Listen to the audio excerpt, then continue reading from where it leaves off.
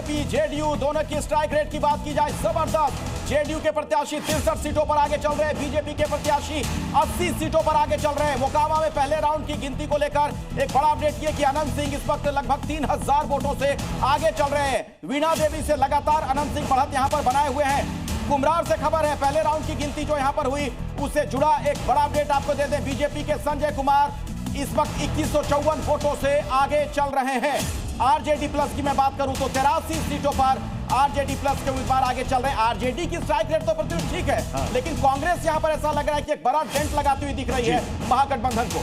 जी हाँ, समस्तीपुर से बड़ी खबर सामने आ रही है। समस्तीपुर में पहले राउंड की मतगणना शुरू हो चुकी है। उजियारपुर की विधानसभा सीट की हम बात करें, उजियारपुर में आरजेडी से आलोक मेहता 1308 सीटों से बढ़त बना चुके हैं। हर सीट का पूरा ब्यौरा हम आप तक पहुंचा रहे हैं। भागलपुर की बीरपुर सीट है, बीरपुर से भाजपा के प्रत्याशी इंजीनियर शैलेंद्र आगे चल रहे हैं। वीआईपी कैंडिडेट अपर्णा मंडल और जन सुराज प्रत्याशी पवन चौधरी यहां से पिछड़ते हुए नजर आ रहे हैं। इसके अलावा धमदाहा विधानसभा सीट की बात करें, जेडीयू की प्रत्याशी लेसी सिंह, इनके कुल मत जो है 4127 सीटों का है। आरजेडी के प्रत्याशी संतोष कुशवाहा 3809 वोटों से पीछे हो चुके हैं। अखिलेश और दानापुर से रामकृपाल यादव पिछड़ गए हैं। बहुत बड़ी खबर अभी की आपको बता दें, एक बड़ा अपडेट है, एक बड़ा नाम और शॉकिंग भी आप कह सकते हैं। एक बार फिर से आपको बता दें कुछ और अपडेट। अरवल से जानकारी मिल रही है कि पहले राउंड की जो काउंटिंग हुई वहां पर जो माले के उम्मीदवार हैं वो पिछड़ गए हैं। बीजेपी का उम्मीदवार वहां से आगे चल रहा है। नालंदा से खबर आ रही है, राजगीर विधानसभा क्षेत्र से जदयू के प्रत्याशी जेडीयू के प्रत्याशी हैं कौशल किशोर,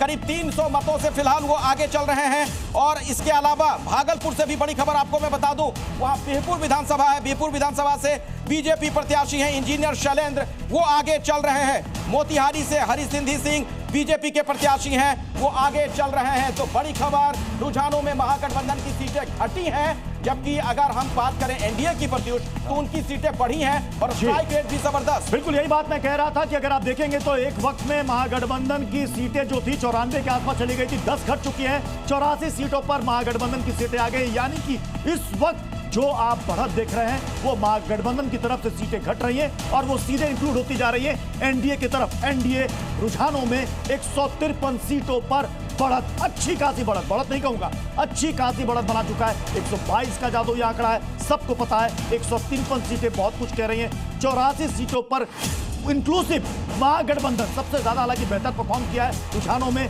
आरजेडी ने, लेकिन बाकी सहयोगी दलों ने डेंट किया है, ये आप कह सकते हैं। भागलपुर से बड़ी खबर यह कि कांग्रेस के जो उम्मीदवार हैं वहां पर वो पिछड़ गए हैं। जो अभिनेत्री हैं नेहा शर्मा, उनके पिता हैं अजीत नाम उनका, वो पिछड़ गए हैं कांग्रेस के उम्मीदवार। तो बड़ी खबर एक बार फिर से मैं बता दूं आपको, कुम्हरार से बीजेपी आगे है, बीजेपी प्लस 153 सीटों पर आगे, आरजेडी प्लस 84 सीटों पर आगे। और सबसे बड़ा और देखिए अब ये बड़ी पिक्चर तो सामने आ चुकी है। 153 सीट पर कांग्रेस के प्रत्याशी आगे, अखिलेश शायद बोल रहे हैं। हाँ, 153 सीटों के साथ एनडीए गठबंधन बिल्कुल पूर्ण बहुमत, मतलब शानदार बहुमत में इसको कहूंगी, सरकार बनाता हुआ दिख रहा है। 9:30 का समय हो चुका है, यानी 1.5 घंटे की काउंटिंग पूरी हो चुकी है। अब अगर इस आंकड़े में कुछ परिवर्तन होगा तो ये फिर एक करिश्मा होगा, चमत्कार होगा।